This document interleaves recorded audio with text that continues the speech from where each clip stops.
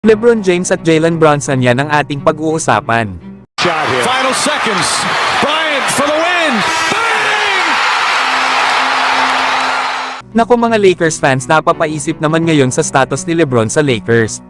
Lalo at may report na hindi pa nga daw sigurado si LeBron sa kanyang player option na kung kukunin niya ba ito sa off-season.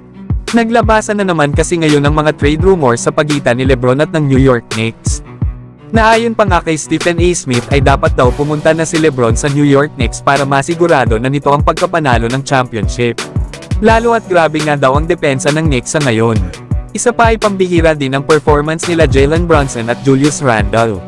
Kaya malaking pagkakamali daw ang ginawa ni Kevin Durant na hindi siya pumunta sa New York Knicks. Yan nga mga idol ang mga sinabi ni Stephen A. Smith. Pero kung ako lang din naman sa New York Knicks mga idol ay mas mainam na antayin na lang nila ito sa off-season na maging free agent. Ito ay kapag hindi na kinuha ni LeBron ang kanyang player option. Kesa naman ibigay ng New York Knicks ang kanilang mga assets at isa sa kanilang best player sa ngayon katulad na lang ni Julius Randle.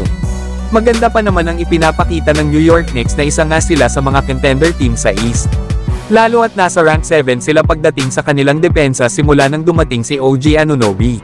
Pero hindi rin natin masasabi mga idol kung ano ang magiging desisyon ni LeBron. Na kanina nga bago ang pregame nito ay nakasuot pa ito ng sapatos na kulay ng New York Knicks. Kaya naman marami ang nabahala ditong Lakers fans na baka pahiwatig na ito na gusto ni LeBron na maglaro sa Knicks. Lalo at sa paparating na NBA draft ay 6 na picks ang makukuha ng New York Knicks. Na 4 nga dito ay mula sa first round at 2 naman sa second round. Kaya mas mainam kung kunin na lang ng Knicks ang anak ni LeBron sa NBA draft para lumaki ang chance na makuha nila si LeBron kapag umalis na ito ng Lakers. Pero abangan pa rin natin mga idol ang mangyayari sa February 9 araw sa Pilipinas sa trade deadline. Baka merong mga trade ang hindi natin inaasahan na mangyayari.